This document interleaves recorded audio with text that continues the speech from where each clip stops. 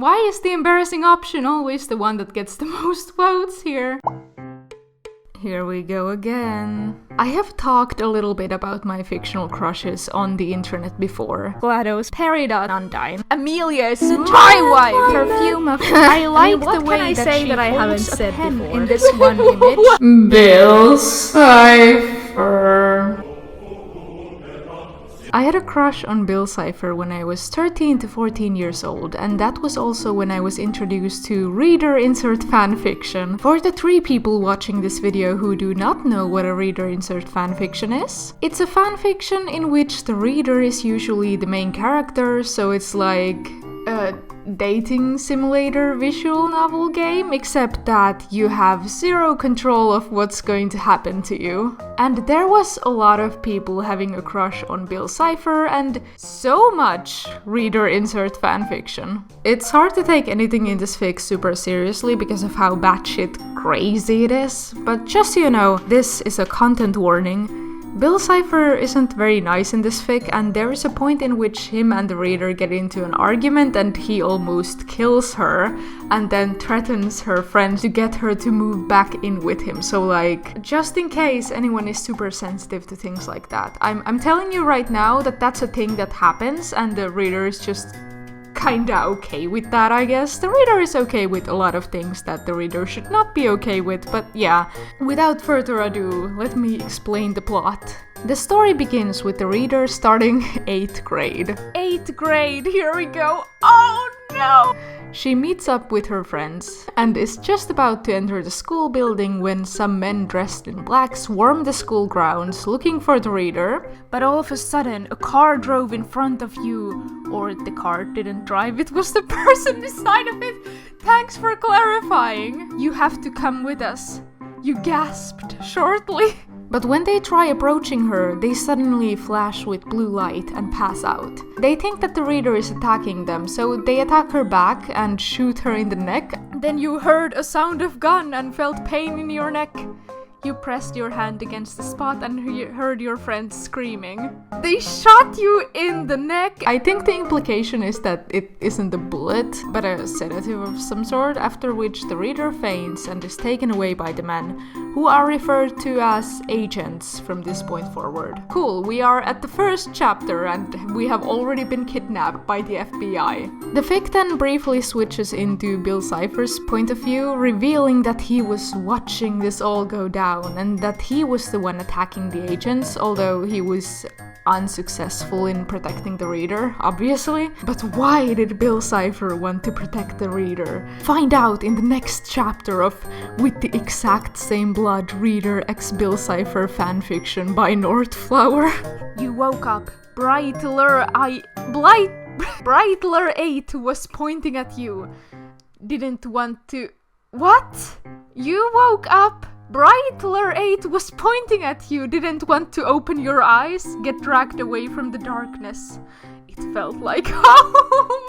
The reader is taken away to some sort of agent government facility and questioned about her involvement in a case of brainwashing in the USA. Your name? What do you know about brainwashing? Is this something about that when half of people in USA got brainwashed? I saw it in the news couple of days ago. So apparently 2 weeks before the first chapter of the story took place, half the people in the USA started chanting "Fear the Beast" with just one eye, as if possessed. I don't think I knew what brainwashing meant. The reader tells them that she had nothing to do with the quote-unquote brainwashing, but the agents think that she has superpowers because she seemed to attack them earlier at the school grounds. But they can't get anything out of her, so they decide to just keep her at the facility for the time being. The reader has some strange dreams involving Bill Cipher, and you heard an echoing voice from behind you. You jumped and turned to face a creature who had made the voice. You gasped. He was a triangle with black hat and bow tie, thin arms and legs, brick pattern and just one eye. Could it be? Okay, now I'm going insane. What are you doing in my dream, Bill? At this point, it becomes obvious that this fic is a little unique. So, in this fic, the show Gravity Falls exists, like in the world of this fanfiction. And the reader has seen it, and thus knows about Bill Cipher. But Bill isn't supposed to be real. He's just supposed to be a cartoon character, so how come he's not? That's kind of the mystery that goes on in these first chapters, because Bill does appear in the reader's dreams and it seems that he's real, but he tells the reader that he can't return her memories to her just yet. So it's an amnesia fic. Cool. The reader is lonely and bored in the facility since all she really gets to do is watch TV. And once Bill realizes this, he pressures the agents to let the reader video call her classmates. They let you through them and you saw some sort of graffiti on the wall. Let her meet her friends or else. And it was wrote with blood. How disgusting!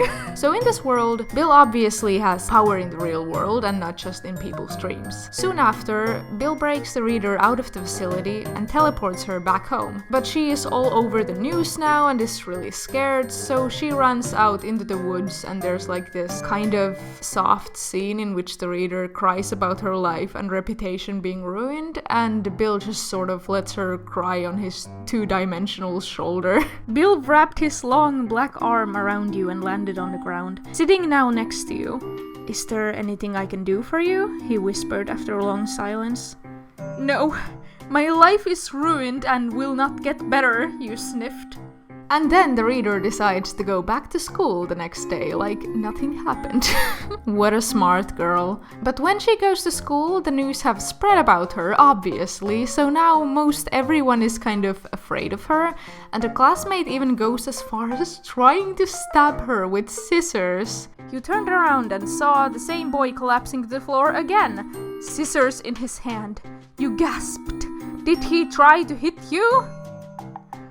God, this is so violent! But then, surprise, surprise, the agents swarm the school again and take the reader back into the facility, and then Bill breaks her back out of the facility. At this point, the agents know that the being terrorizing them is Bill Cipher, by the way. This is something that they have figured out by now, and for some reason no one questions why there's a cartoon character existing in real life. But the weird thing is that the reason they were sussy of the reader being involved in this in the first place is because apparently during the USA brainwashing event, the victims reported seeing a yellow triangle, but also reported seeing the reader's YouTube OC.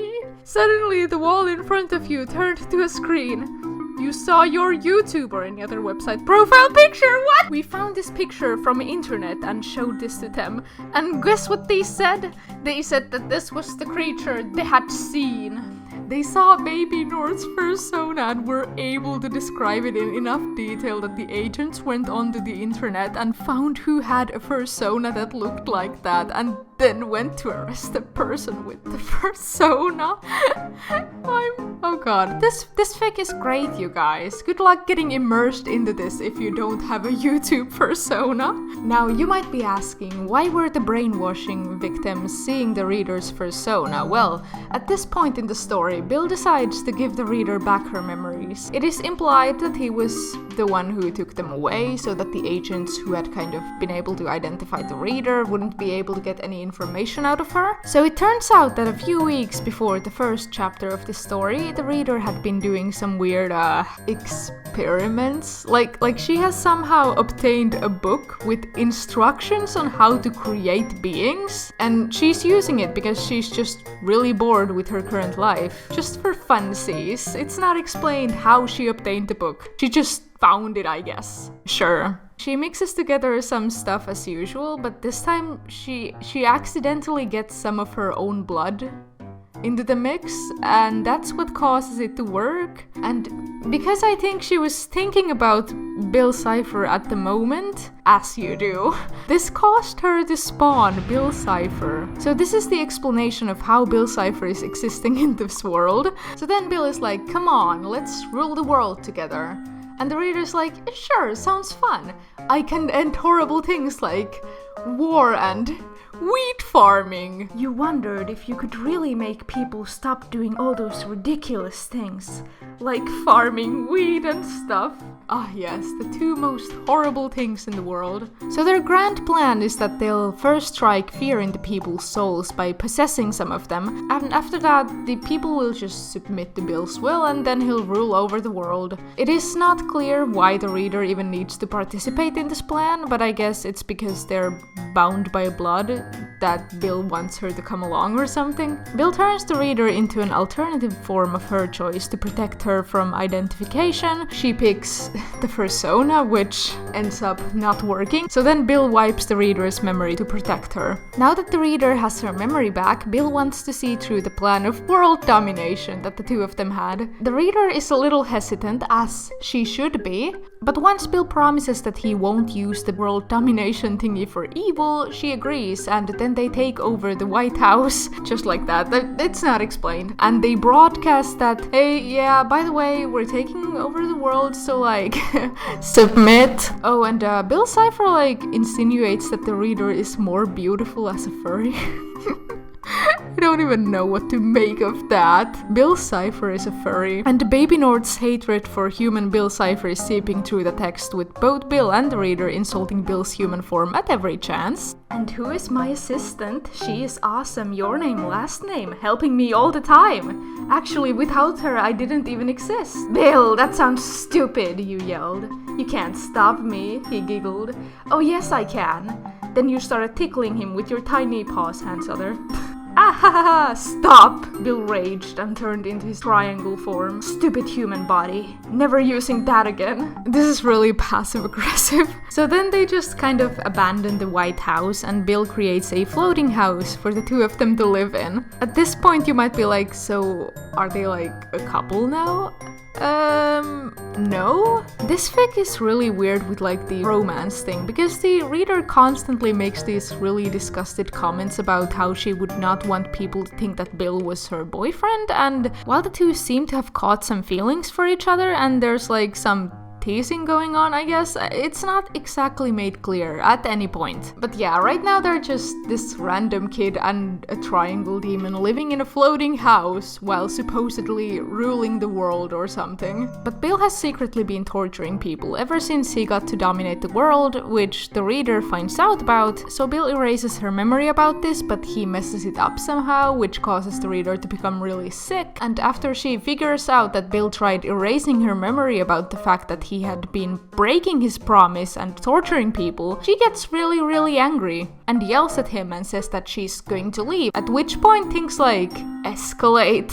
So Bill has a violent outburst and almost kills her. He like punches her through the window of the floating house and almost beats her to death out in public. Like, oh my god. And after that, Bill goes back to his floating house or whatever, leaving the reader to just kind of bleed out in the streets. No one dares to help her except for this one reasonable doctor woman person. Heather kept tending Your Name's wounds when she passed away. People gasped and whispered to each other. Someone asked Heather, "Is she dead?" "No, and she's doing well for having wounds like this," Doctor responded with a serious voice. Wait. I think I'm confusing passed out and passed away. Apparently, Bill has destroyed all the healthcare facilities, so the doctor decides to help the reader at her own house and manages to save her life and get her back to her family. But Bill just won't leave the reader alone, oh no. He still appears in her dreams to taunt her and, like, stalks her and stuff. Like, this relationship turned really toxic really quickly, and then Bill Cipher possesses the reader's body and goes out pretending to be her, but the reader uses a floating glove puppet thingy to write on the wall, "No, it's not me, it's Bill Cipher, you guys." And there's like this entire thing about like how she has a hard time writing on the wall because the glove puppet thingy is made of a left-hand glove, and just wear it on your right hand, you stupid brat. And then Bill almost kills her school friends and only spares them on the condition that the reader forgives him and returns to their house, which is like, again, What the hell is going on here? So the reader returns to the trademark floating house, and Bill ends up promising not to hurt people for his own amusement anymore, which is like the bare minimum thing that he could do in this situation. But the reader accepts this. Okay, reader. It does seem that he mostly keeps his promise though, so like, I don't know. Bill really has changed.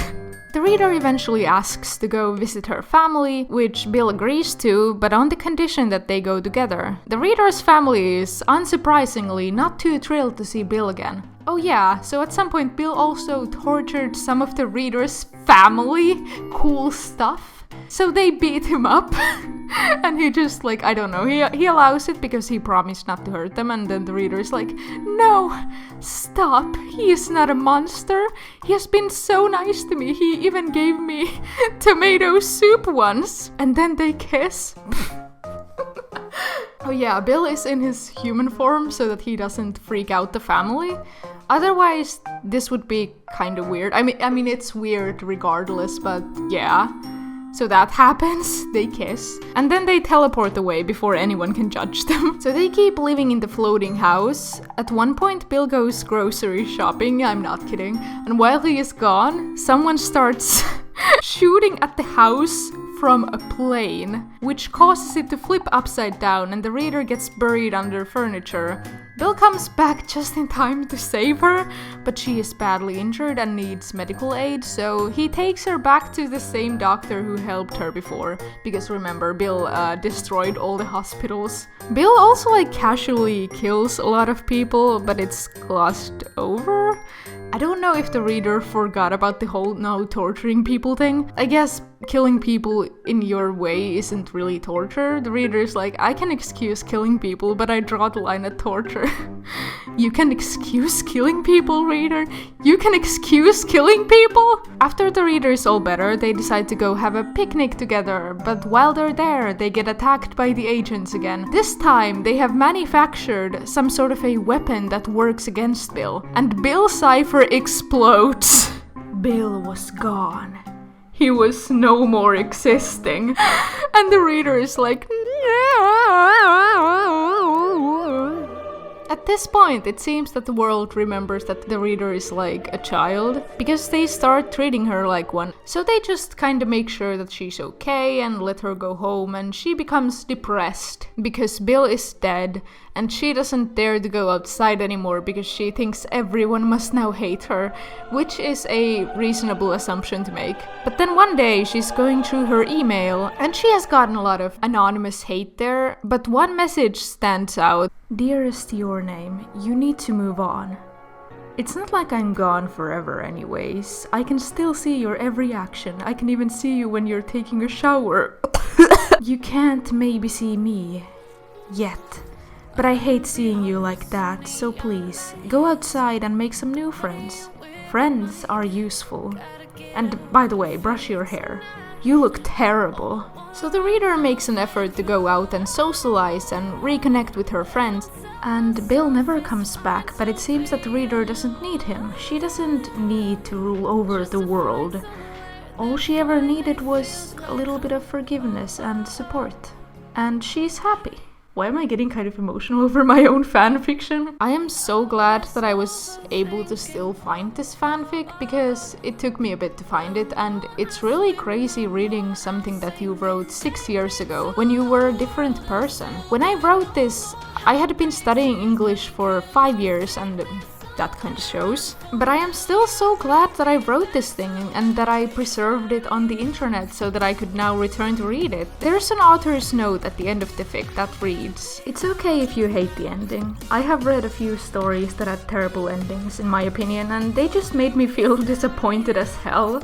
XD. But hey, thanks for all the hearts. I have always been doing this for one, but guess what? We had an English test in school and we had to write a long story in English without using Google Translate or any books. I got A+! Holy shit! We don't grade things with letters in Finland, so I assume that what I actually got was a 10. It's the same thing. And it's true, my English grades leaped up when I started writing fanfiction. I genuinely believe that it was really good for my English and writing skills to feel so motivated to write something into existence, even if that thing ended up being a Bill Cipher reader insert fanfiction. Being able to write is such a useful skill. I still use it pretty much every day, you know, for making these YouTube videos, and the English also, like my course books are in English, so for studying it's really, really good, and also for writing better reader insert fanfiction.